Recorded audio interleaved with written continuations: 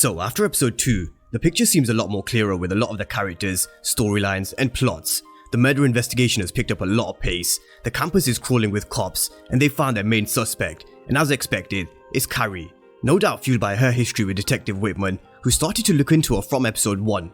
But I'm sure there's going to be a few twists and turns to come with this storyline, with Zeke being questioned next week, as we've already seen from the trailer that was accidentally posted earlier on in this week. Now, we also saw the return of Effie and her holding it down, who also did give off these similar jukebox vibes, and she does bring that bit of edge to Power Book 2 Ghost. We saw Diana approaching her, asking her for help and seeing what she could do.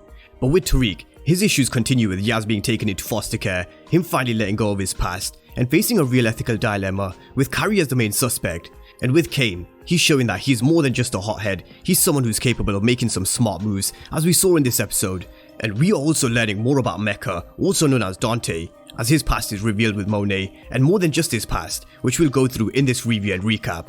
But of course, if you're new to the channel and you haven't done so already, then remember to smash the subscribe button if you want to see everything Power Book 2 Ghost and Power Universe related.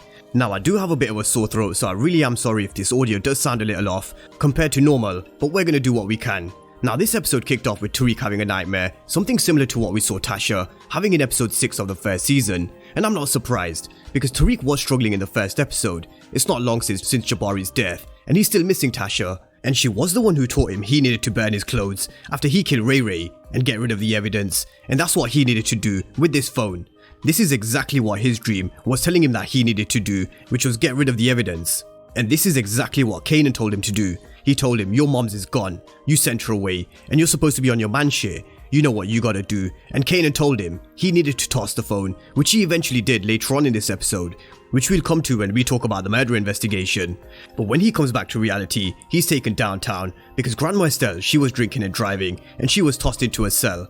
And Yaz got taken away into foster care, something they did foreshadow in the first episode, especially with Grandma Estelle's drinking problem. But when he goes to see McClane, he does question why he's working with Saxe, because it is an odd combination, and Tariq doesn't trust Saxe with anything, and who can blame him with their history? But you would definitely rather have Saxe working for you than against you. But this whole situation is going to need a little help with someone with a bit of influence, and this is something we spoke about just before the season started, and that's how Rashad Tate could help Tariq.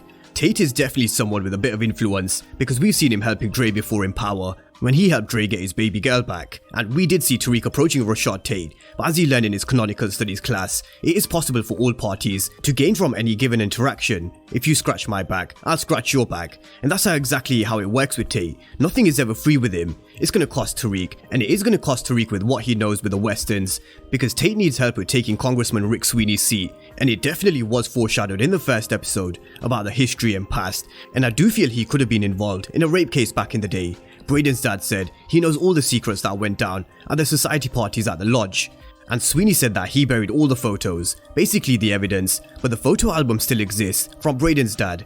It was Braden's sister Becca who said all they did was take roofies and rape at these parties. So his dirty little secret could potentially be with him drugging a girl and doing something. Now this evidence might be right there in this photo album that Braden's father has, which Tariq could use to help Tate.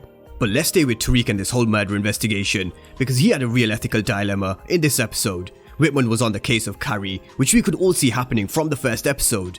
Tariq was questioned by Whitman, and he knew very well what he was doing when he revealed the information about Carrie and the Jabari rumors, because he needed to deflect any attention away from him.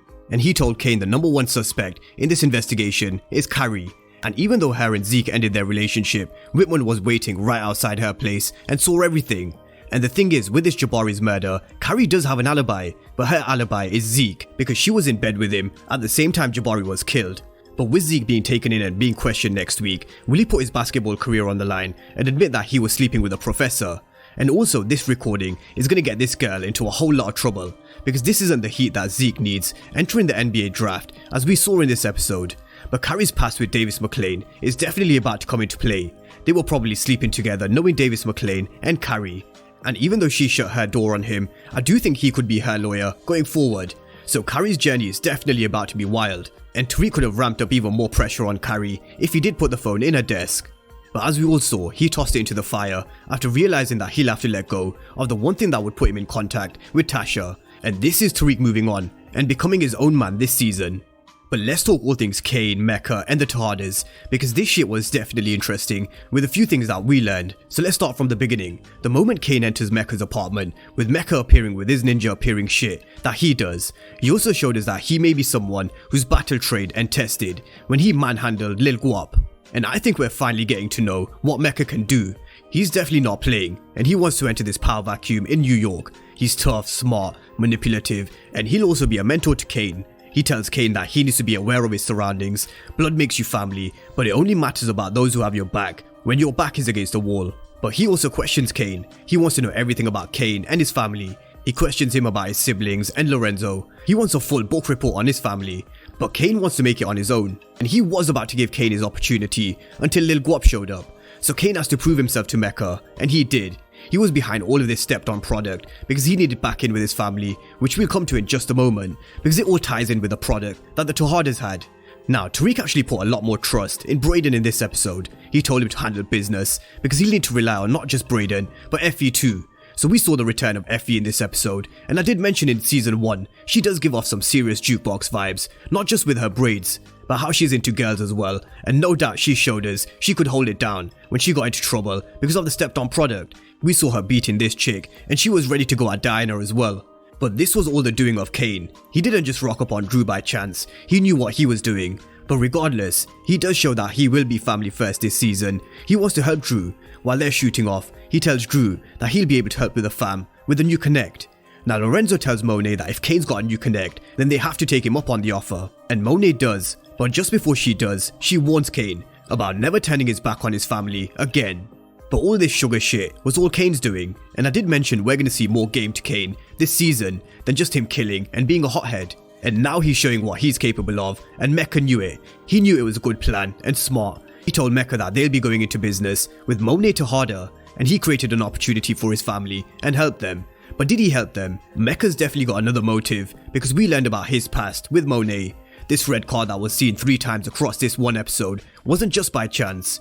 He was getting into Monet's mind and telling him that he was back in town. It was a signal that they used to use back in the day. But let's see how all this plays out, because there are definitely some more secrets I'm sure we need to learn, not just about their past relationship, but also what other connections Mecha has. And also, while all this was going down, we can't forget about Diana and Effie, because she saw what she could do, so she went back to Yale because she wanted to speak to Effie about moving weight and studying at the same time. We saw her telling Monet earlier on in the episode that she wants to go to school and study accounts so she can help Zeke with his finances.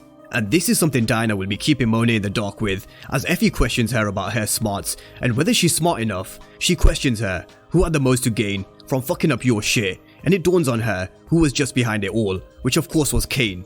But again, another intriguing storyline with Diana and Effie and how far they go with this.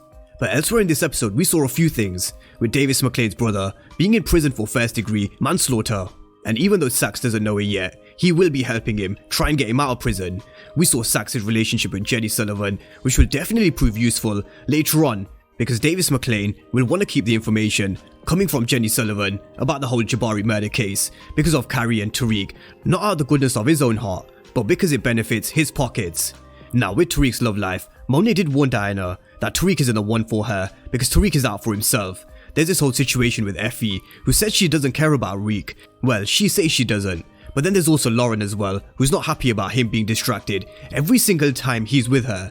There's always something that pops up when he's with Lauren. We saw it in season 1, and now we've seen it twice in season 2 already. But that was episode 2, and a very good episode in my opinion. I enjoyed this episode a lot more, because it did start to paint the picture of where they're taking characters, storylines, and plots. And the picture seems a lot more clearer after episode 2. So drop me all your thoughts down below in the comment section, because I will be back with my second video as usual in the evening, if my sore throat does feel better of course. But drop all your thoughts down below in the comment section, and of course if you're new to the channel and you haven't done so already, then remember to smash the subscribe button if you want to see everything Power Book 2 Ghost and Power Universe related.